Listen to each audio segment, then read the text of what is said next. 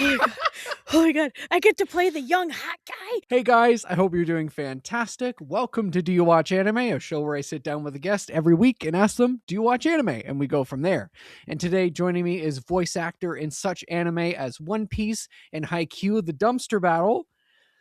Dusty Feeney, how are you today? I'm good. How are you doing? Good. So, do you watch anime? Of course I do. Who doesn't? Or at least that's what I should ask nowadays, right? Yeah, exactly. So, what was your first introduction to watching anime? Okay. Gosh, it was when I was a kid. Yeah. It was right at like when Toonami was like it's hype, that type of Yep. thing. I remember rushing home from school in elementary school, like when Dragon Ball Z was playing and Sailor Moon was also playing and everything. And I would rush home as fast as I can because I really wanted to see, stuff happen on Sailor Moon. But then after that, it was all over for Dragon Ball Z. And so, like, those were my two favorite animes growing up as a kid. Mm-hmm. And then after that, it was like Inuyasha, because Adult Swim came along, and Cowboy Bebop and everything. And I consumed it like crazy. Yeah. So what was the switch from like it being like just like a cartoon you run home from school from to watching anime? It was really funny because I always found comfort in anime. It was like that one thing that I could talk to anybody about, like from Pokemon, Yu-Gi-Oh, all of that stuff, and I could find like my people. Yeah. Like I remember like playing Pokemon at Toys R Us and stuff like that, and getting like exclusive cards from Pokemon and things of that nature, and like winning gym battles. And I was like 8 years old or whatever at that time and stuff, and it became like a bigger thing. Gosh, there was like anime conventions at that time, and I remember like I had like a VHS of like one of the Sailor Moon movies that I had gotten signed by the original cast and everything. Like I went super hard on it, and I remember, I think what changed for me where it was like, wow, this is like a bigger consumable for me. I think it was probably like when I was in between middle school to high school, because I was graduating super early from high school. Okay. It was just one of those things I couldn't believe it, Yeah. And I kind of went back to finding a show that was just gave me comfort, like Fruits Basket and Ouran High Host Club were like a couple of those. And after that, I went on to going back and rewatching Dragon Ball Z with some of my closest friends because they had never seen it all the way through. Wow. Yeah. And I was like, I got you. I got the DVDs. And I remember like because I wasn't always an actor. Like I did stuff like on in the music industry and stuff like that, and I traveled with bands. And I remember like we would huddle around like this DVD player and like watch like the Cell Saga and stuff like that. And they're like, "Whoa, what's going on?" Stupid stuff like that. Yeah. And it was just always a blast. Where it felt like it was a fellowship of just friends always coming together for something super cool that has some of the best storytelling out there, Yeah. So, yeah, that's I think it was about when I was 15, 16 where I was like, yeah, no, like this is going to be like the next big thing. Hell yeah. So, what are some of your favorite anime ever? Oh, okay. I'm a big fan of Studio Ghibli's Spirited Away, and that's one of my biggest ones, as well as Princess Mononoke. Yeah. Like, I remember as a kid, I was blown away by the storytelling of Princess Mononoke because I had rented it from Blockbuster. Oh, yeah. And I had already like rented almost all of the other animes, and so like this was the new one, And I was like, oh, this looks cool. There's a cool girl that looks kind of like me with a wolf. Yeah. And I remember I came home and I was like, what is this? Oh. Yeah. And So like those two movies are like one of my top favorites, at least in that sense of animation. Like I even have a couple of like cells and stuff like that. Oh, wow, yeah. One of the producers from the Ghibli studio had come here to Dallas a couple years back, and Oh, wow. they were a part of My Neighbor Totoro and Kiki's Delivery Service, and I was like, sign my stuff, please. Oh my god. You were besties with Hayao Miyazaki. Oh my god. Hi. Dream would be like to be in one of those movies, I'm not gonna lie. Yeah. Oh my god. So definitely those two, but gosh, like anime. I have Black Butler, man. Okay. That's my show.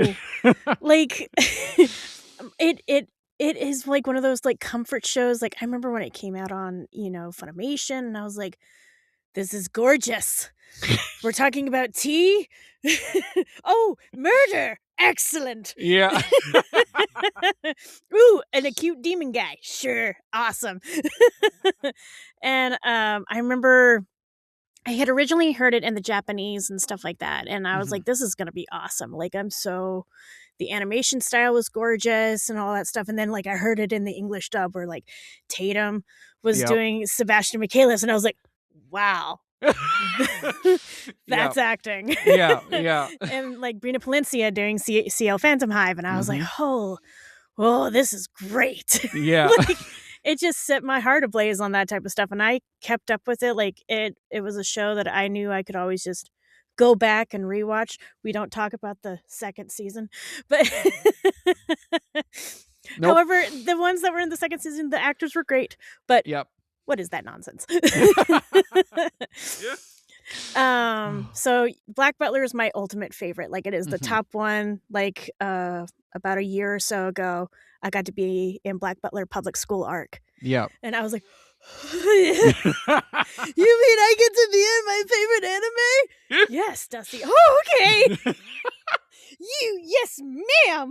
What do you need? Do you need any background story or history on this stuff? Because I got you. And I think Caitlin was like, you're a fan, aren't you? And I was like, yeah. I read the manga and everything. Yeah. Just a bit of a fan. I get it. Yes. Oh my god. Because Lexi Nito, she's like, you do like, because she outed me in front of Caitlin. She goes, Dusty's like the biggest fan of Black Butler, right? And I was like, thanks. I'm trying to be cool, collected. I'm this cool like bit part of a little, British boy or whatever. And I'm like, now I'm nervous. Why'd you do that to me? They were like, oh, it's fine. And Caitlin was like, really? And I was like, oh, God, no. Oh, my God. Super embarrassed. It's fine. Yeah, it's fine. It's fine. Oh, my God. So since we're talking about stuff you've jumped in on, you also jumped in on Fruits Basket remake. How was that? Because like you talked about loving Fruits Basket growing up as well. That was super neat. Like it was they were redoing it, and I was already like, I loved the previous story and the animation that they did, but I love the manga so much. So I got to be in it, it was just a bit part, but it was like, oh cool, I get to be a part of this magic. Like this is awesome. I think every opportunity to that I think ever comes across like my screen, like, hey, do you want to come in? I'm like, yes, that sounds awesome. Yeah. Whatever it is, I don't care, because I just get so excited to be able to tell stories. Yeah, 100%. And Fruits Basket was one of those, like, I had to be like the mean girl. And I was like, oh, it's fine. It's fine. It's fine. Everything's fine. But again, it's one of those, like, I own the DVDs of the new set because, oh my gosh, like the animation, this newer animation of like redoing stuff all over again. I'm just like, yes, it's gonna be so good. like the 20-year anniversary of Ura, when they made the announcement, I was like, ooh, what are you doing? I'm so excited. Well, it's like when they Ron Mahaf looks so good. Right? Like, oh my god. Like we watch it weekly when it comes out, but like, Oh my god! Like you cannot tell me like Mappa, the same studio is making Chainsaw Man. That is insane. It's incredible to see like what cell animation used to do, and how much it's gotten better. Do I still miss cell animation? Oh, absolutely. Yeah. There's an art to that. Like it's gorgeous, and goodness gracious, they made sure to get every mouth flap possible. Yeah. And so all of my love goes out to, the OG actors of like, they had to do it on tape and then they had to like re-roll it and all this other stuff to make sure they get that amount right. So for what they had, it was amazing. And then they digitalized it and all this other stuff. I was just like, the history behind all of that, just like, it's like... Oh yeah. Like, I went to school for radio, and so in one of the classes, they're like, okay, so like one of you is going to edit this reel by tape, and how they used to do it. And I was like, awesome, love this. And by the end of it, they're like, Adam, how'd you like it? I was like, I fucking hated it. Like the inside of your brain's just going, yeah. Yeah, literally. I was like, how did people do this? How? The patience. Literally. The patience. Oh my god. But Fruits Basket is my second favorite anime of all time. Yeah. It was the first anime I ever watched weekly. My partner read the manga beforehand and loved the anime growing up. And so it was just like fun for her to just watch my reaction, because I had no idea what it was. And she's like, we're watching this. I'm like, sick, awesome. Romance? Sure. And it just turned out to be so much more than what I expected. And I was like, every episode, I was like bawling my eyes out. I was like, protect all these people except for one. We all know. Yeah. No, like I remember watching Fruits Basket, the newer version, with my roommate, and she's like, this is really nice. And I went, I know, isn't it? And then she's like, oh, it tears your heart out too. What's wrong with you? And I went, oh, it's just, you got to have that every now and then in a good story. Oh, yeah, absolutely. Oh my God. So what's an anime when you recommend it to people, you have to go, I swear it's good? Ooh. Recovery of an MMO Junkie. Okay. Like, that's yeah. I think that is a slept on anime. But the story behind it is so well done. It's, about people that play a video game and like as a form of escape out of their lives, but it's like people in this weird time frame of their life where they're like, is this it? Yeah. That type of thing, and they connect with somebody over through a game, and they go through the motions of all of that, and it's magical. So I love that one. Yeah, it's been recommended to me on here a few times, so that's definitely higher up on my list now. Like, like, go watch that one. Yeah. Yeah, it's funny. It's either like some like really deep like anime to them, or it's like something's never heard of, or with me it's Uzuki-chan wants to hang out and I swear it's good. I swear. Right. You just got to get over the jiggle physics. I swear it's good. But yeah, that's mine. Nice. God. The other one that I have, it's called Hotorubi no Mori-e. Okay. It's a movie. Okay. It's not dubbed. Okay. I actually saw the only way that I knew about this movie was actually through an anime music video. And the animation just caught me, and I was like, oh my gosh, what is this? And I watched it one night, just having a girls' night or whatever like that with some friends, and like at the end of it, we are like, me and a couple girlfriends, we are just sobbing. Like, so if you ever need a movie that just like it wrenches your heart, I highly recommend that movie. Okay. If you can find it, watch it however way. It's so beautifully well done. It's a lovely little love story. And it's so sweet. Yeah. And I would love, if there is any chance that like that movie could be dubbed, I would so do it.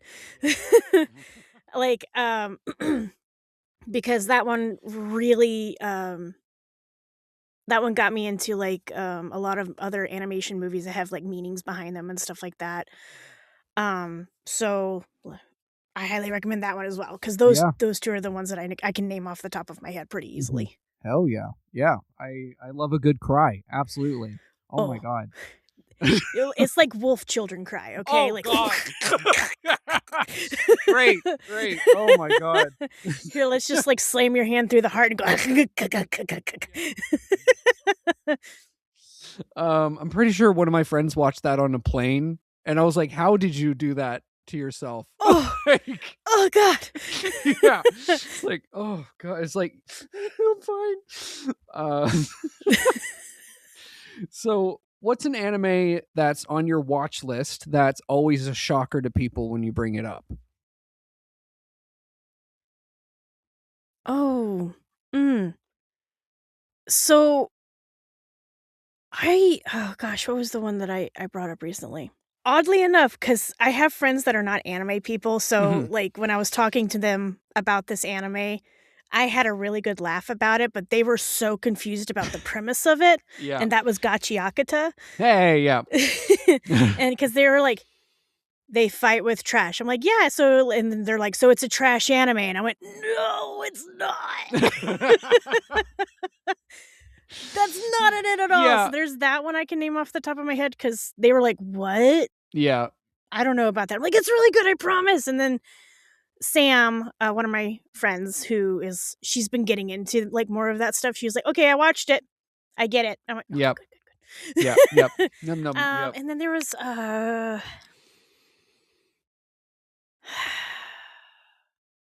I have to look at my Crunchyroll account to look. Yeah, no. I've the amount of people that is like, I brought a spreadsheet, and I'm like, damn, okay. For me, I did not bring a spreadsheet. My brain just goes, what did I last watch? I've watched so many. Yeah, that's my brain as well. When people are like, reverse, what do you? I was like, I'm the question asker. Oh my God. Let's see. I recently watched 1, 2, 3, 4. There it is. Angels of Death. Okay. And that was really interesting. So I liked it. But it was also one that I was like, oh. Oh, one of those, yeah.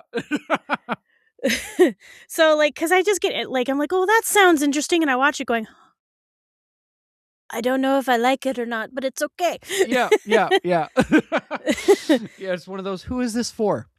Right? Yeah. Is it for me? I don't think it's for me, but it's fine. Yeah. Hi, I'm Steve Yurko. And I'm Tara Sands. Now available from Maji Media is our new podcast, 4Kids Flashback. 4Kids is the company who brought you the English dub of Pokemon in the late 90s and so many other shows like Yu-Gi-Oh!, Shaman King, Teenage Mutant Ninja Turtles, Kirby, the infamous One Piece dub, and so many more. We'll be talking to the people who worked at 4Kids. Actors, directors, writers, editors, producers, engineers, you get the point. And hopefully get the answers to questions both you and I have about the company. I actually worked there as a voice actor on some of the shows. And I was a kid watching the shows and remember way more than Tara does. And thank God for that. Steve is actually a professional storyboard artist, which gives some really unique insights into anime and animation. Subscribe today wherever you get your podcasts. That's the number 4 Kids Flashback. Hey guys, welcome to the Patreon portion of today's episode.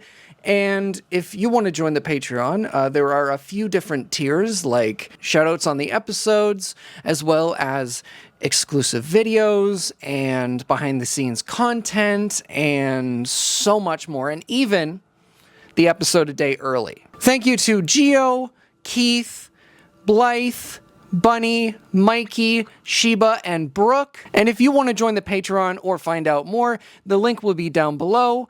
And yeah, back to the episode. So you voice Ginkgo in One Piece. I do. What was your reaction to being cast in such an iconic franchise like One Piece? So Ginkgo was super fun.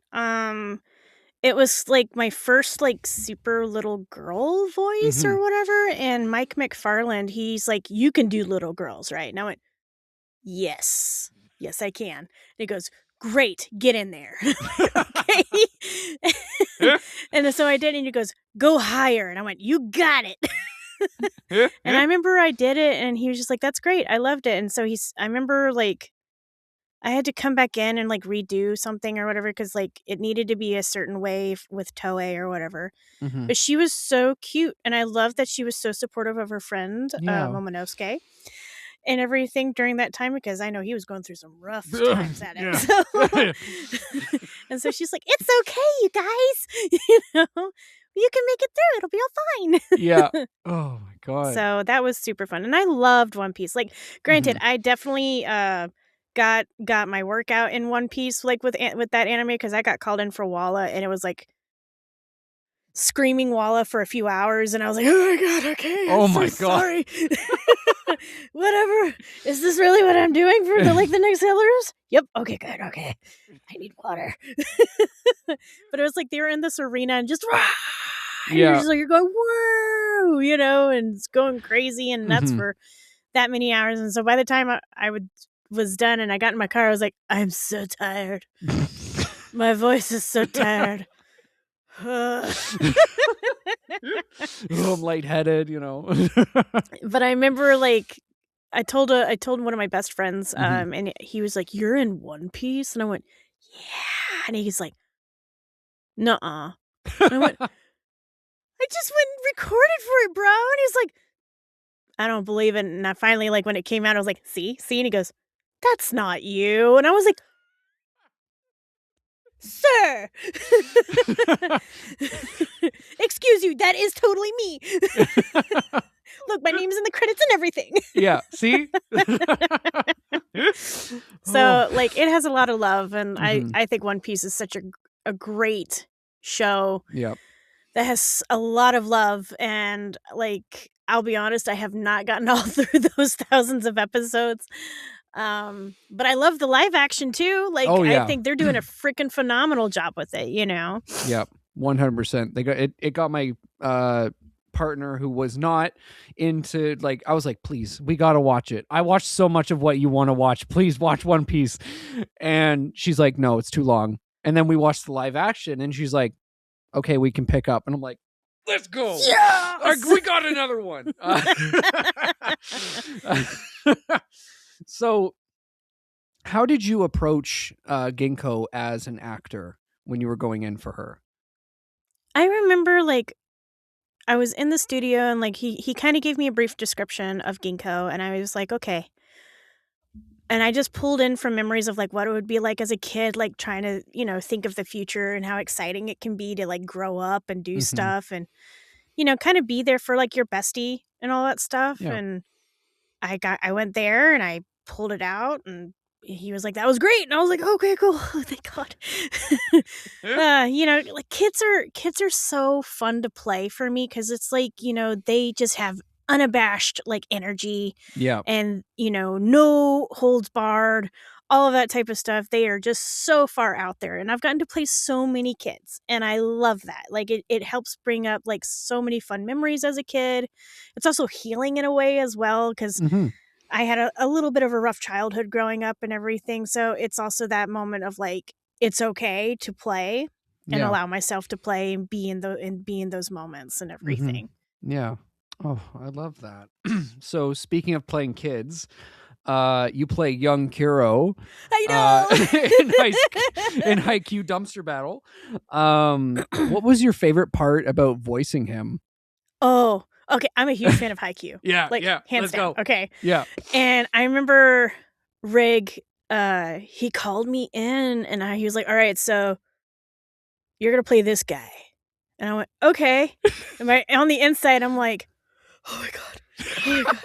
Oh my God. I get to play the young hot guy. Yeah. Yeah. And because I know he pulled me in for other boy characters and stuff like that. And he's like, you can do these, like, little rough around the edges boys and stuff like that. And, like, here is the voice of Tetsuro. And I was like, okay, got it. Awesome. And I was like, all right, we're just going to go in hard. And I had so much fun with him. Yeah. Like, he was one that I could really like dive in and like go deep with him and stuff like that, because he was there for Kenma and he had such a passion for volleyball and how he like encouraged his friend to play volleyball, but also was protecting his friend, from other things he knew Kenma wasn't like totally into. But also, Kenma was also kind of about himself a little bit as well. Yeah. But to go into that and just be like, hey, you're a part of this thing with me and it's going to be awesome. Like, at all the time. And just, I loved it. And I remember like we went into the movie theater, like my dad came out and actually supported and stuff like that. Cause he's always been kind of the voice acting, really. Yeah. And so for him to see like me in the movies was like super like cool. He was so proud and he couldn't believe it. And he loved the movie because he the only other anime like him and I ever bonded over was Dragon Ball Z. Okay, yeah. And so for him to see like it up on the big screen, he's like, oh, this is kind of like a bigger deal, huh? And so getting to play Tetsuro and like anytime like the fans come up to my table, or I've even gotten to meet like, other voice actors like, you played young Tetsuro, you were so good. And I was like, thanks. He's my favorite. He's such a treat. And I love being able to play Tetsuro's younger story. That was just a blast. And I hope I get to play him again because I'm ready for him. Yeah. It was one of my favorite parts of the movie that we got to see like his background and just seeing like, I was like, I will fight for this child. I swear to God. That makes me so happy. Yeah. I was like, literally when I watched the movie, I was like, this is my child. I will kill for it. Yeah, straight up. Oh my God. So how did you approach it again from an acting perspective, being having that having someone else first voice older and then you come in and voice younger? So gosh, I had quite a bit of knowledge of like what Tetsuro was, like to Haikyuu and everything, and I was like, okay, I have that knowledge, but it needs to stay there because young Tetsuro doesn't know any of that stuff. Yeah. So I had to like literally like cut off my fan brain and be like, you have to be in this moment because you don't know what's going to happen, but this is like a dream come true, and you voicing and doing voiceover for this show is like a dream come true. So you know what? Chase that dream, girl. And I just went full on. Like I remember like when he got his first spike. Oh. And like we had to do like I did one take and I held myself back and I was like, and I was not happy with it that on. I was like, why did I hold myself back? And Rig, he was like, let's do that again. And like, I want you to go bigger. And I went, okay. And I remember I just let it all out, like just like because it was just like me screaming to the ether of like, I got this, and finally I finished it and I was like, ooh. I get so emotional over those things, like I was like, okay, gotta calm down, okay, like get the tears away, it's all good. And Rick, he was like, you good? And I was like, I just need 5. Yeah.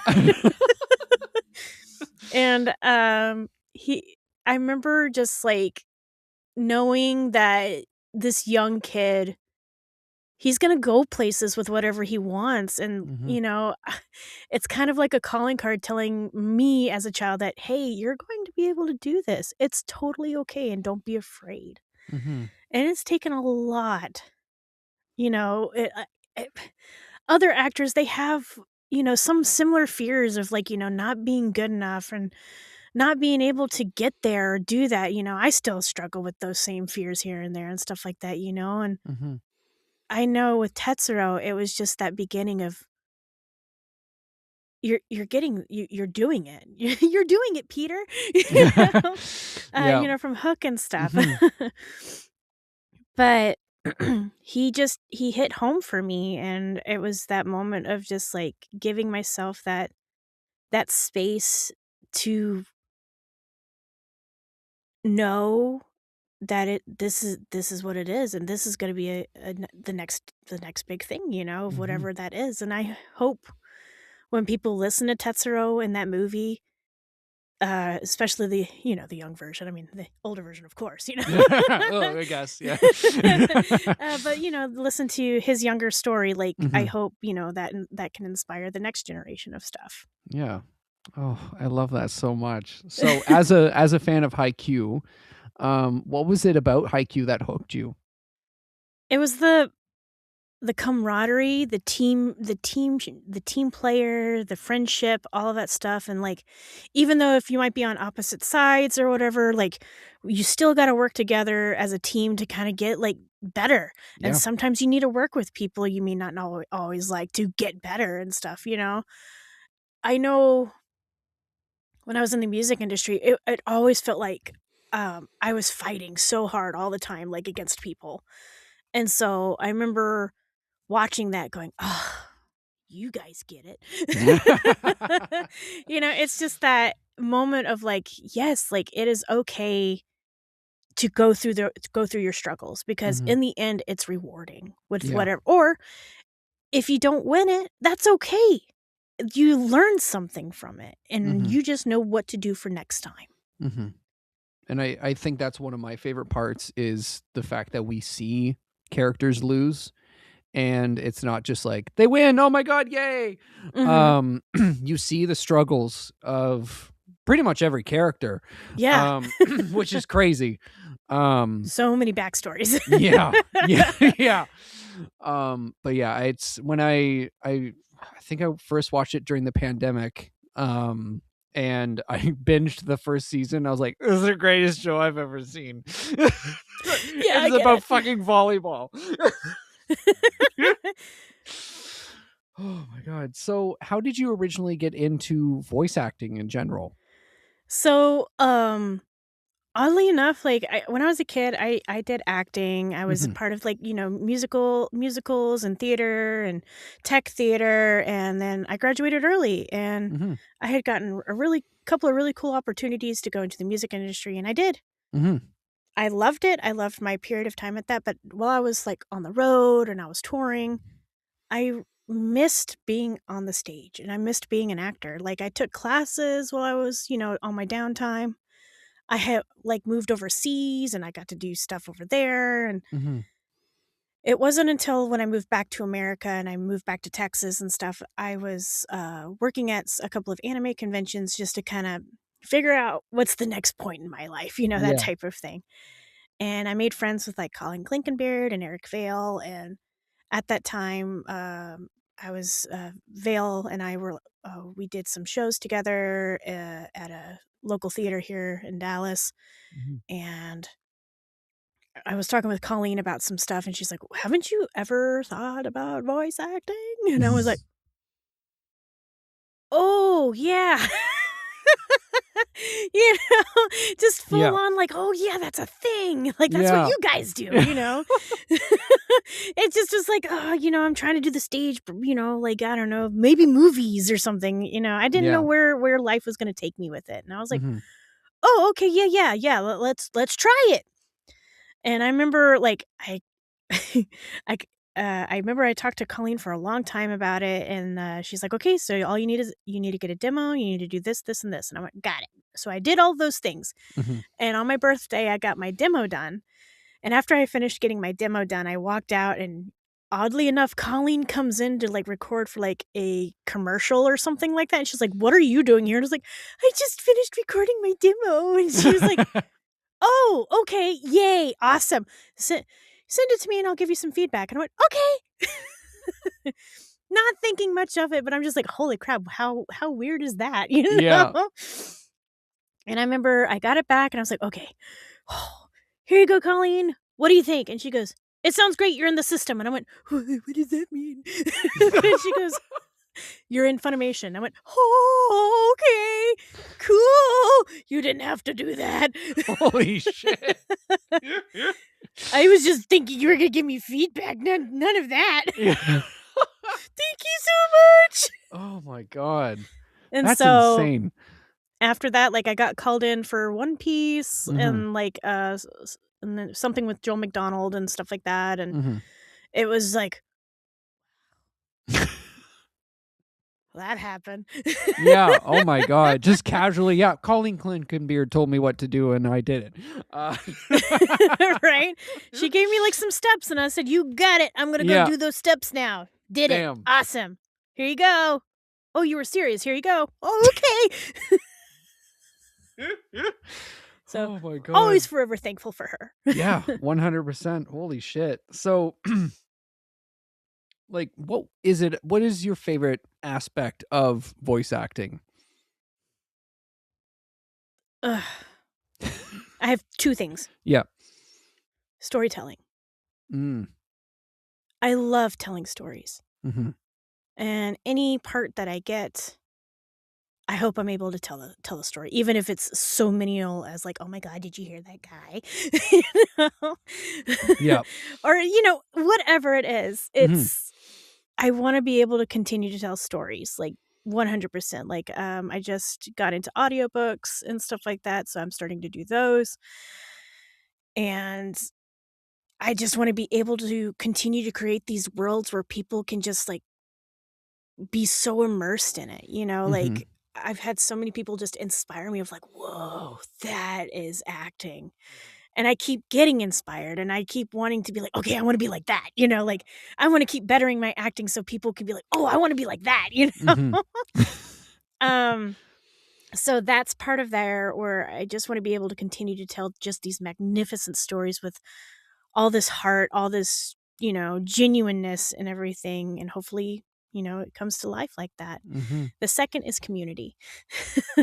I here in Dallas, there's an amazing voiceover community, and yes, there's more voiceover community out there in the rest of the world and everything. But from where I started, where it was just so small, and now it's so big. I love I host meetups here and stuff like that with other voice actors, and I am able to just hopefully just impart the knowledge and wisdom that, Colleen and Eric and Chris and a few others gave to me, and just hope, to make dreams come true in a sense, or like, hey, like I'm freaking out. Like, did I do this audition right? Or am I reading this right? Or whatever, and blah, blah, blah. I'm like, yes, it's fine.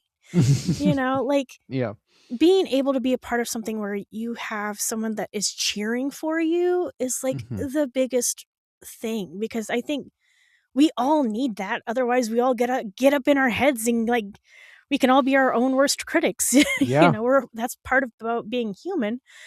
But it's also like, if while you're being human, you still need those friends and comrades to, make sure you're doing okay, and you have these people that are there to support you and be their biggest cheerleaders as well. 100%. So where did the idea of the community get-togethers come from? It happened after 2020. Oh. I'm not gonna lie, like during 2020, I was so lonely. Because everybody kind of just went to their own like little pods, and I had like some Zoom like meetups where we would play like Jackbox together and stuff like that, or whatever, just to kind of feel like you had some human interaction, because we're all interactive creatures in some way, and all that stuff, and sometimes you just need that human connection, whatever that may be. And I remember just like, I always felt like I was just hitting a brick wall, and never like feeling like I could talk to people, or what would I want to change for others that are coming into this industry. And so I was like, you know what, I'm gonna start doing meetups. And so it started off like as a small thing. I used to have them in different like little areas and stuff around Dallas and Fort Worth.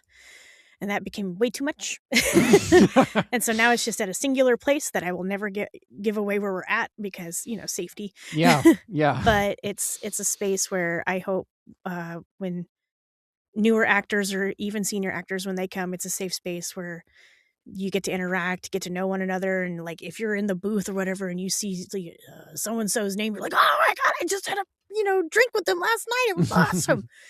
Yeah, like you get stoked for them, and it just continues to create that positivity.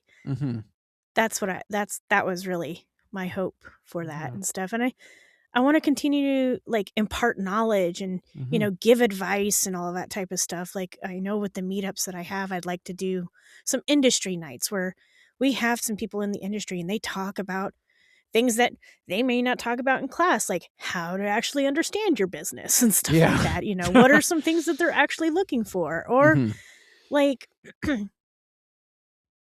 just, you know, they're, you know, like say if it's like Monica Rial, if she's able to come out to one of those, you know, it's Monica Rial. Everyone would like flip out if it was her, right? But at the same time, she's human.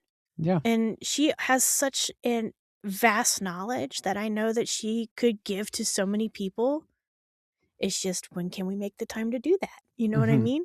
Yeah. So like those are things that I hope to continue forward, just to keep building and growing our community in a way where it's positive, we're supporting one another, and we just keep helping one another out whichever way it is, because man, this world is so rough and rocky right now. Yeah.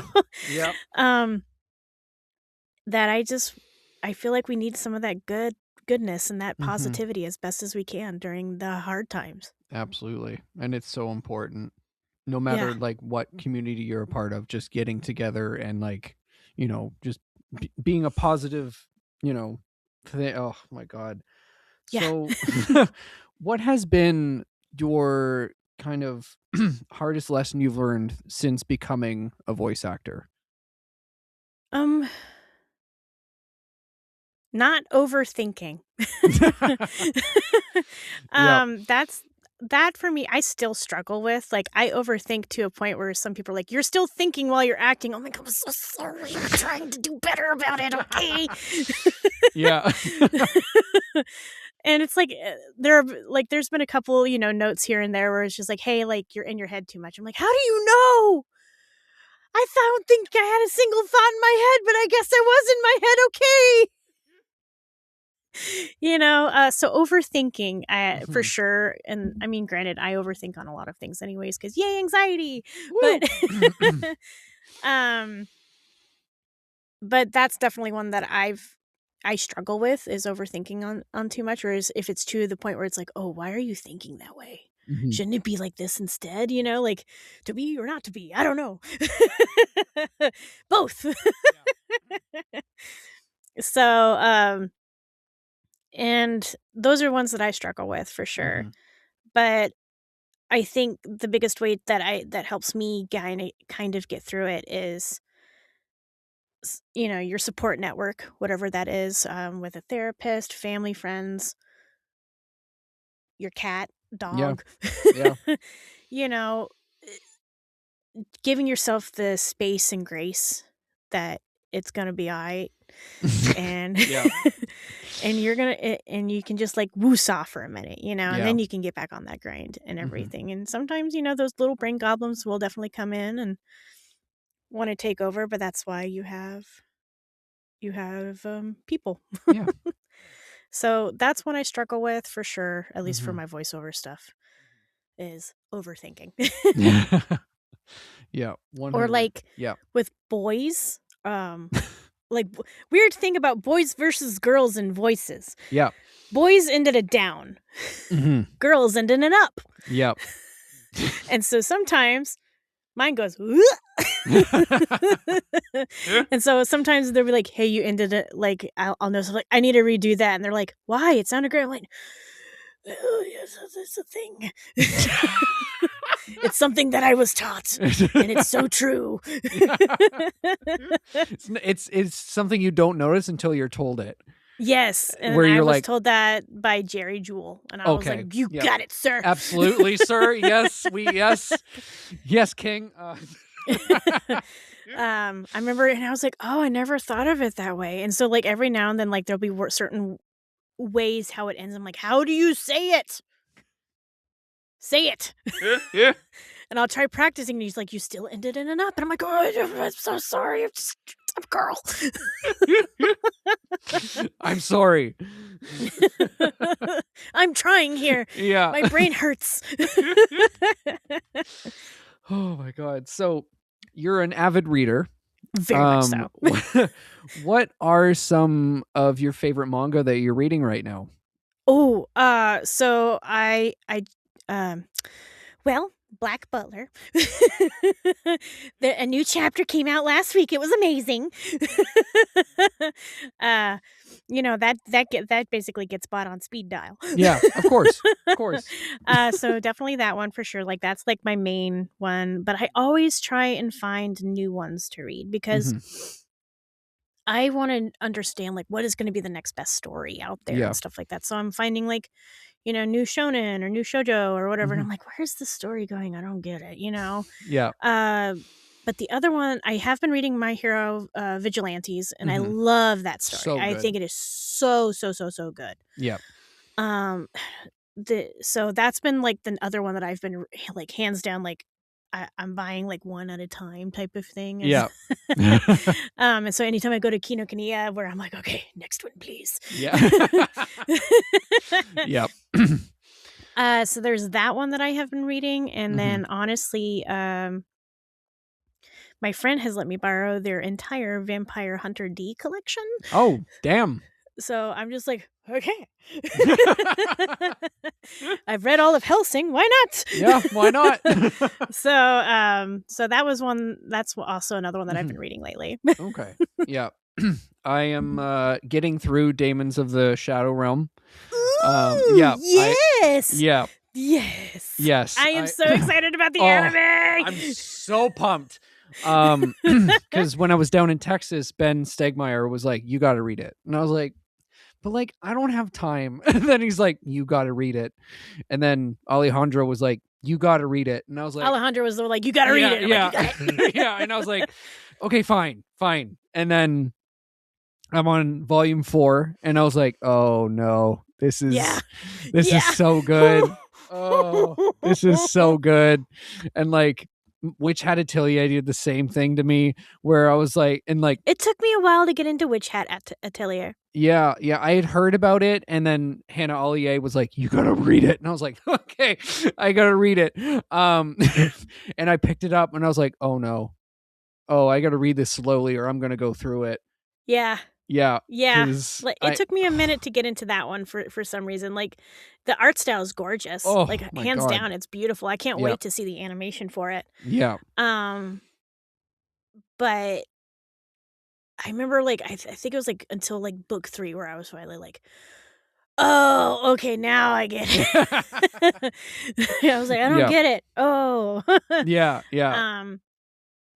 And then Corey was telling me about Gachi Akata, and I was like, I like the anime. Do I really want to read the manga? Well, yeah, where the anime left off, I looked at my partner and went, I'm picking up the manga. Like, I can't. That's too much of a no. Yeah. Amo was before she kind of came in, that's when I kind of started reading. And then okay, yeah. And then when she came in, I was like, oh my God, it's so good. Celeste is such a freaking awesome job. Oh my God. Literally, when her episode came out, like the first episode, I was like, girl, what the fuck? Like, I was like, you are insane. And that's like, so good. Oh my God. And when I said like, great job, she's like, thanks. Just so you know, next week is a bit heavy. And I was like, I've watched so many. It's fine. And then I watched the episode and I was like, thank you for the warning. Yeah. Because holy Jesus. Spoiler. Yeah. It's rough. It's rough. Yeah. It's real rough. Yeah, I read the first volume before the anime came out because again, Ben and Mauricio were like, read it. And I was like, okay, all right, fine. And I was like, damn, how are they gonna adapt this? Because the art style is so unique. So I was like, I don't know how they're gonna do this. I'm scared. And then perfection. Right. Yeah. Oh. And like, yeah, everyone's so good. So good. Oh, so good. Oh my God. But yeah, I'm also trying to catch up with A Sign of Affection, which is my favorite romance ever. I love that one. It's my favorite romance ever, bar none. Oh, that's such a sweet one. I love that one, and then it was Ice Guy and his cool female colleague. Yes, That one, like, let me tell you, like, pick at your heartstrings a little bit. That one was so cute. I love romance anime. Oh, hands same here. down. I am so into those. Yep. Granted, I like romance books in general, but oh yeah. Oh, same here. I was like 14 reading Nicholas Sparks books, so like I was in the trenches. Oh. Yeah. I was in the trenches. But like Comey Can't Communicate got me back into collecting manga. Like, oh my god. Yeah, yeah, like I legitimately have like a Comey tattoo. Like, oh, that's so cute. Yeah, it's literally her like gassing herself up to like talk to someone. I love that. Yeah, I'm like, I need this tattooed, and I love that. I love it so much. Yeah, I was like, I'm happy it's over because I've got 30 something volumes. Yeah, right. I'm like, please don't go any longer because that's a lot. Yeah, right. Yeah. Oh my god. So, what are some of your favorite romance anime? Well, Ice Guy, Yep. you know, and it's cool. Yep. That one was super cute. Oh man, so many. Like, my brain just goes, oh god, I've watched so many. Which one?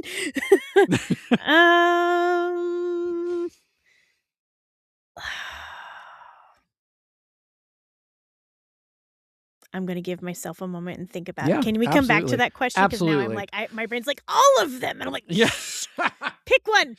Yeah, no, absolutely. Mine is like Sign of Affection is my favorite manga. My favorite romance manga. But romance, I have a list. What is that list? Who knows? Where is that list? There. Nope, that's 2025. Where is it? Oh well. Bunny Girl does not. Senpai does not dream of Bunny Girl Senpai. There we go. Oh my god. That's a good one. Yeah, so good. Oh my god. I was like, oh, okay, I've heard the writing's good, blah blah blah, and then the dub came out. Kami-sama Kiss. Yes. Let's go. God, I'm an idiot. So good. I love that one. So good. Oh my god. Kami-sama Kiss. Let's see. Hang on, I'm going through my list real quick. No, you're good. Maid Sama as well is one of my favorites. Oh, that one's a really cute one. Yeah. Unfortunately, it ended where it started to get like really interesting. Yeah. Where the manga is like, and you're like, come back. Yeah, it's like, please. Come on. Literally, I'm like, hello. Apothecary Diaries is a really cute slow burn romance and everything. I like the side quests on those for sure. Oh yeah, 100%. Oh my god, it's Hori so Mia? many. Hori Mia is a great one. That's a good one. Oh my god. Honestly, maybe this might bring you back. One of the very first romance animes I ever watched was Tenchi Muyo. Oh my god. And that was wild. Yeah, holy shit. Oh my god, yeah. Sasaki and Miyano is one of my favorites. That's a sweet one. I loved that one. Yeah, that was literally we were gushing and laughing every episode. Because that dub is off the charts insane. Oh my god. Kimi Todoke is one of my favorite. I forgot about that one. Yeah. Yes. So good. Like, No. I mean, there's some communication issues that I'm like, girl, this could have been solved so quickly. Gosh, oh man. Oh, my brain just hurts like thinking of them all because I have a few that I own. Yeah. Suzume, that's a really good one. That's a good one. I love that one. Suzume and Your Name is one of my favorites.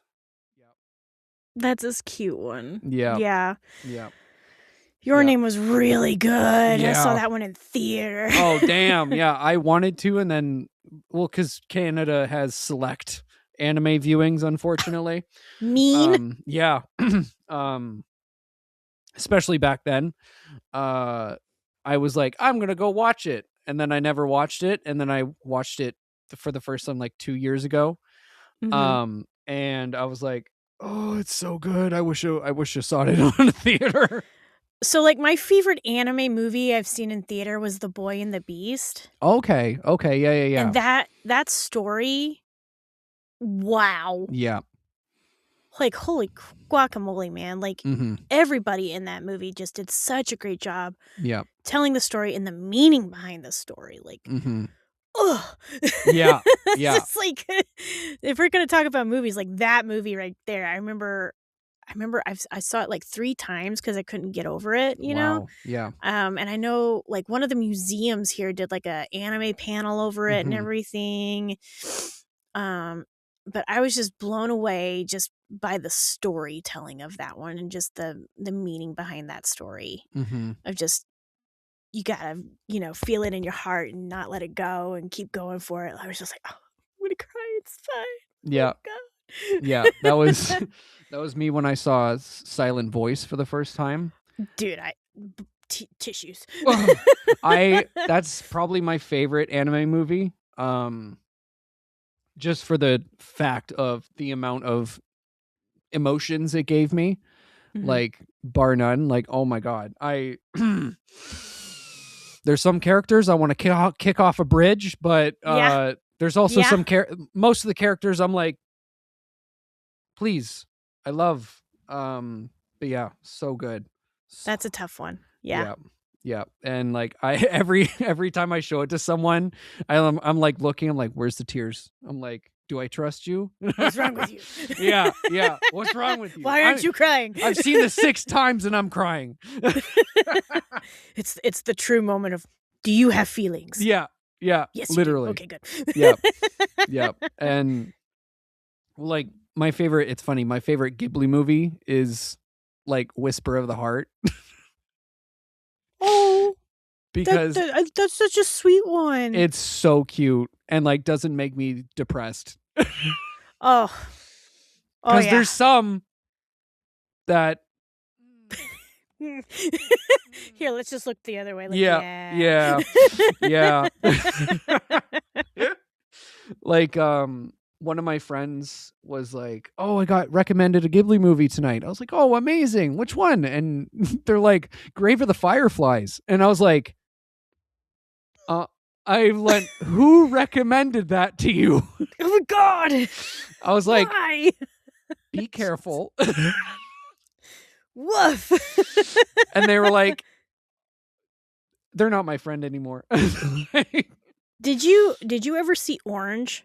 Orange, I haven't. It's been recommended to me like 6 times at this point. Okay, that one definitely has some triggers in there, by the way, so be prepared for that. But that one was so good. Yeah. Highly recommend that one.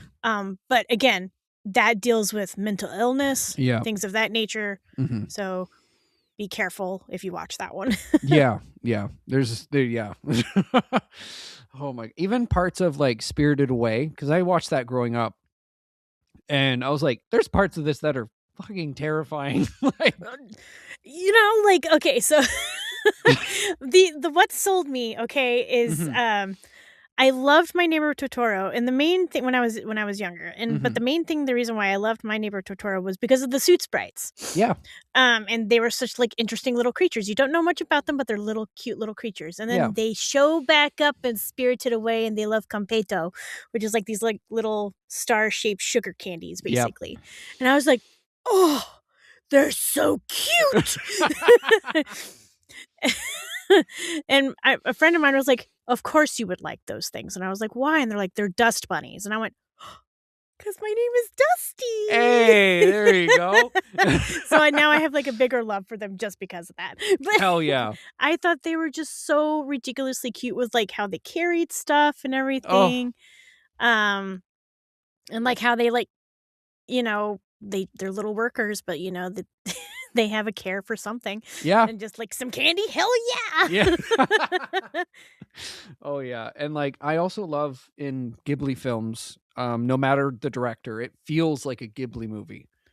Oh, I know. It's insane. Just the art style itself is just blows you away. Yeah. Like, I was so happy with The Boy and the Heron. Like, Yeah. it took me a minute because I was like, where are you guys going with this? You know, especially like in the middle, like with the birds. Oh, yeah. I was like, what is happening right now?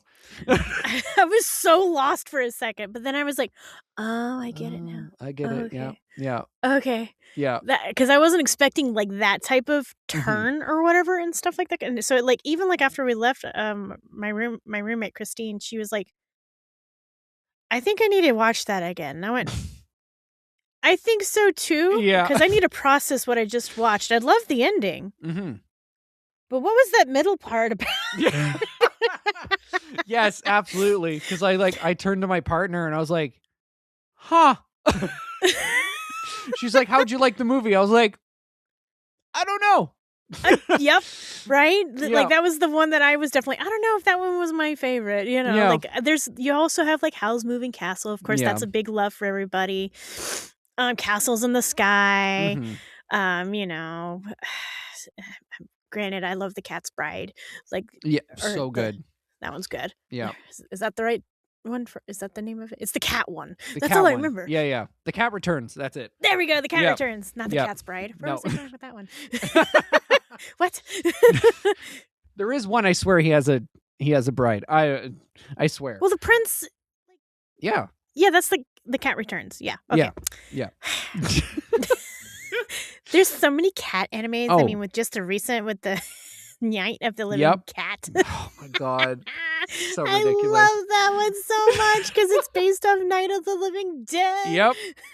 So good. I was like, because one of my friends is like really into horror, and I was like, you should watch it. And he's like, this is ridiculous. And I was like, yeah, Isn't it great? It's great. It was like, I remember I watched that one, and then like, but before that I had watched like Zom 100, where it's like all the blood is like all colorful colors, Yeah. and I was like, yeah, this is great. Rainbow zombies, let's go. Yeah, let's go. Oh my god. Because before the Ghibli movies landed on streaming services, we were collecting like the Blu-rays and DVDs because I had never watched a majority of them. Oh, okay. Yeah, and so it was funny. Right when we got the last one, they're like, "It's coming to Netflix," and I was like, Thanks. "Thank you so much." I mean, I'm glad I have them now, but I'm just like, awesome. I'm glad I spent all this money. But It's fine. It's fine. Everything's fine. You know, I totally understand because so Black Butler is a show that my roommate and I bonded over. Like, she was like, I used to volunteer at conventions as like a handler and stuff like that, you know, just to kind of have some fun and get to meet people and everything. And she was also doing that, but she's a teacher and everything, but we bonded. So I was like, so do you like anime? And she's like, yeah. I'm like, do you watch anime? And she goes, yeah. And I'm like, yeah, which one? She goes, Black Butler. I went, hell yeah. We are now best friends. Yeah. And I remember like I invited her, like she lived down in like South Austin or whatever in a town called Colleen. And I remember Black Butler movie with the Book of the Atlantic. Sorry, I had to think about which one it was. No worries. Book of the Atlantic. It was a movie, and it was like, hey, I got us tickets. And she goes, you bought me a ticket? And I went, yes. You're coming up here and you're going to watch it. And we became besties after that day. Hell yeah. Hell yeah. Oh my god. And like because my partner knew about the twist on was it the Marnie one? What is it? What's the I'm gonna look this up now. Go for it. What's the hold on.